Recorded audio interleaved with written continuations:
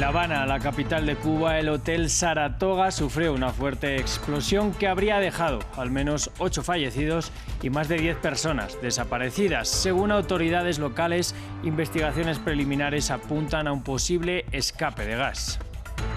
Prosiguen los bombardeos rusos sobre la sitiada planta de Azovstal en Mariupol, según denunció el presidente ucraniano Volodymyr Zelensky, y las evacuaciones avanzan. Además, Ucrania lanzó una contraofensiva en dirección a Kharkiv e Izium.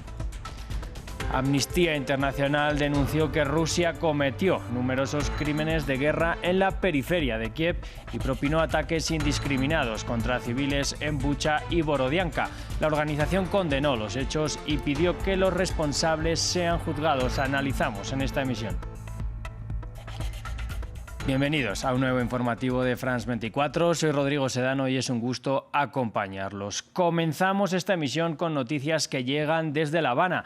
El Hotel Saratoga de la capital cubana sufrió una fuerte explosión que provocó el derrumbe de parte del edificio y de momento se registran al menos 8 muertes. Investigaciones preliminares apuntan a un posible escape de gas que, según el primer secretario del Partido Comunista en La Habana, habría dejado además unas 13 personas desaparecidas. El presidente Miguel Díaz-Canel se hizo presente en el lugar de los hechos y en el hospital donde son atendidos los heridos. Los trabajos de búsqueda y rescate avanzan en el hotel, donde todavía es posible que haya personas atrapadas y el número de víctimas mortales podría aumentar en las próximas horas. A lo largo de toda la jornada seguiremos muy atentos en nuestros informativos al avance de esta noticia. Seguimos esta emisión con el avance de la guerra en Ucrania. Las tropas ucranianas lanzaron una contraofensiva en dirección a Kharkiv e Izium, mientras en la portuaria ciudad de Mariupol las evacuaciones continúan en medio de ataques rusos. Cerca de 500 civiles ya fueron retirados y 200 resisten en la planta siderúrgica de Azovstal junto a los últimos soldados ucranianos. Kiev ha pedido ayuda a Médicos Sin Fronteras para evacuar más civiles de la planta y asegura que el jueves no hubo tregua, en contra de lo anunciado el día anterior por los rusos. No obstante, Naciones Unidas envió un nuevo convoy para evacuar a los civiles que seguían atrapados en la fábrica. En Mariupol, el alto el fuego decretado por los rusos no se cumplió. El batallón de Azov denuncia sangrientos enfrentamientos y acusa a Moscú de atacar a los civiles. Pero a pesar de los combates, el viernes se inició una nueva evacuación de al menos 23 civiles. Hoy ha continuado la operación de rescate de Mariupol con la ayuda de la ONU y el Comité Internacional de la Cruz Roja. La gente está de camino a una zona segura. En total, más de 150 personas de Azovstal y más de 300 personas de Mariupol y sus suburbios han sido evacuadas a través del corredor humanitario esta semana.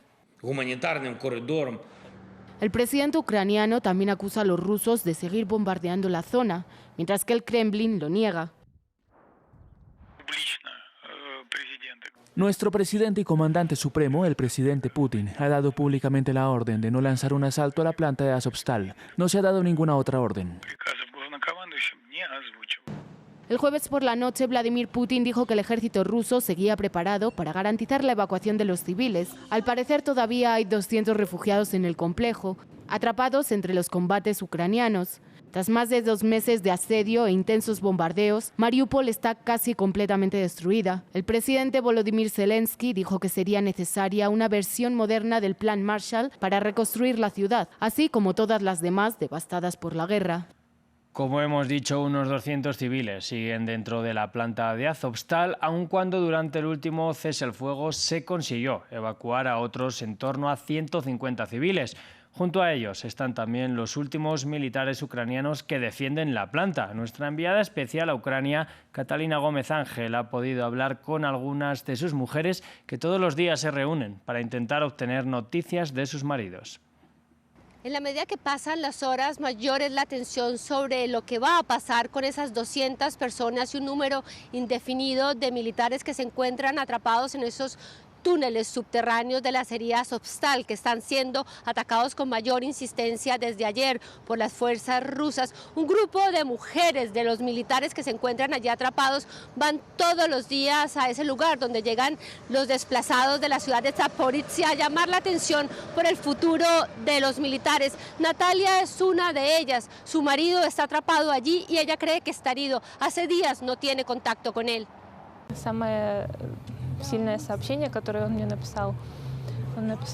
El mensaje más potente que recibí de él decía que nunca tuvo un deseo tan fuerte de sobrevivir como hasta ahora.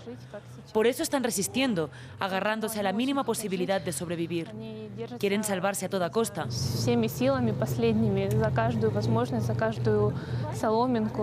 Por eso quiero mandar mi mensaje a los líderes de los gobiernos para que nos ayuden a salvarnos y sacarlos vivos, no importa en qué condiciones.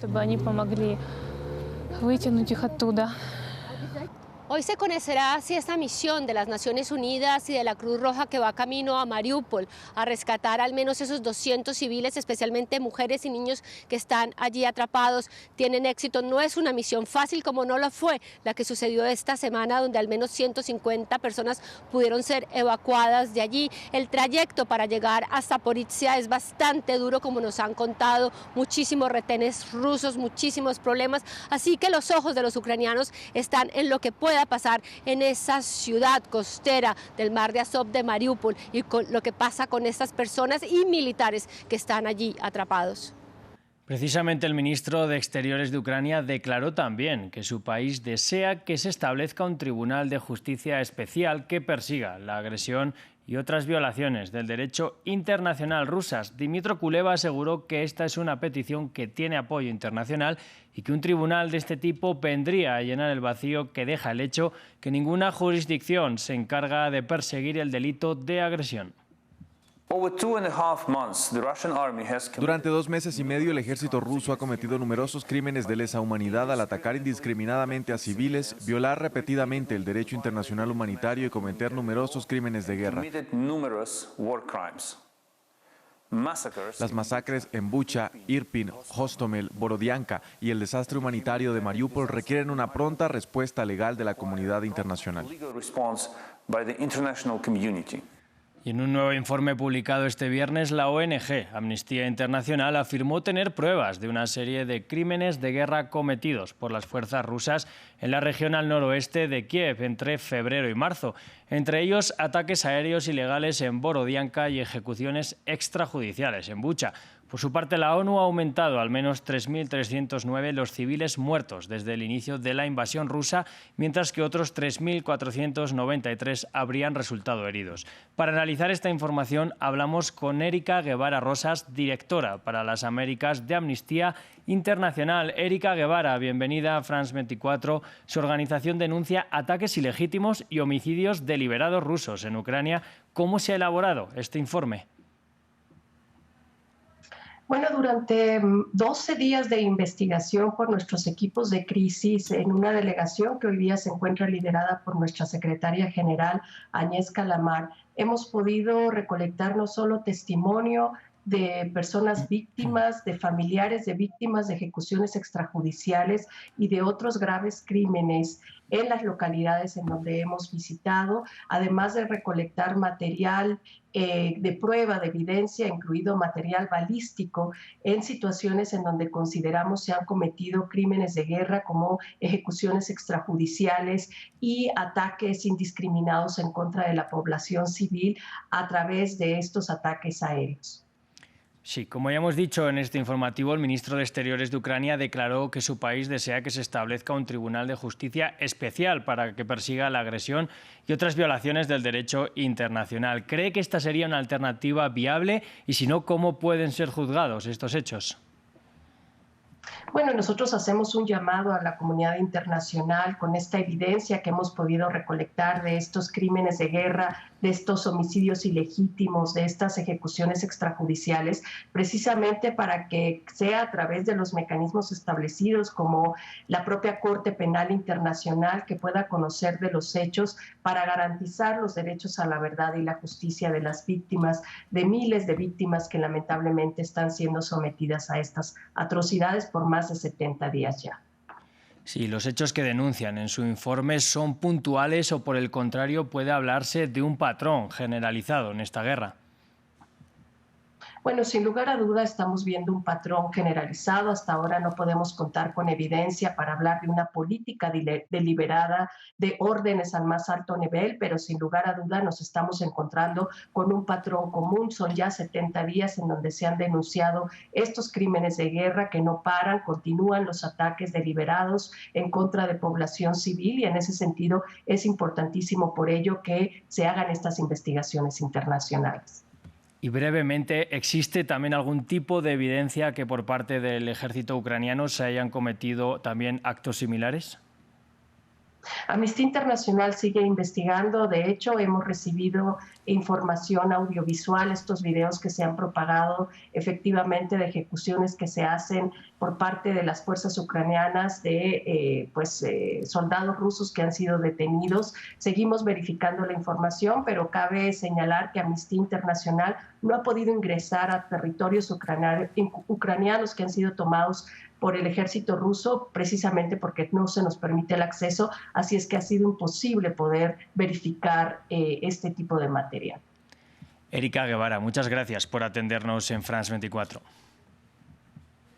Gracias a ustedes por el espacio. Gracias Erika. Seguimos ahora en Madrid, la capital española, donde otra explosión de un edificio en el conocido barrio de Salamanca dejó al menos 2 muertos y 18 heridos, en lo que se cree haya podido ser una explosión por un escape de gas, según la principal hipótesis que manejan por ahora las autoridades. Según informaron también los bomberos de Madrid, los 2 fallecidos serían 2 obreros que se encontraban realizando unos trabajos de fontanería en el 3er piso del edificio y a quienes en un principio se había dado por desaparecidos entre los escombros.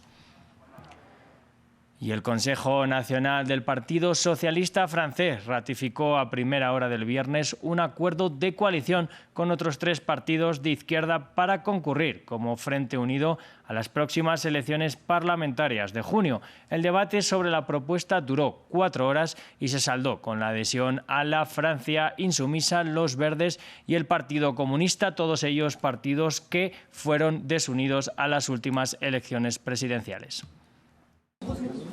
El acuerdo es oficial. El Partido Socialista francés ratificó una alianza de coalición de izquierdas que espera desafiar al presidente Emmanuel Macron en las elecciones parlamentarias de junio.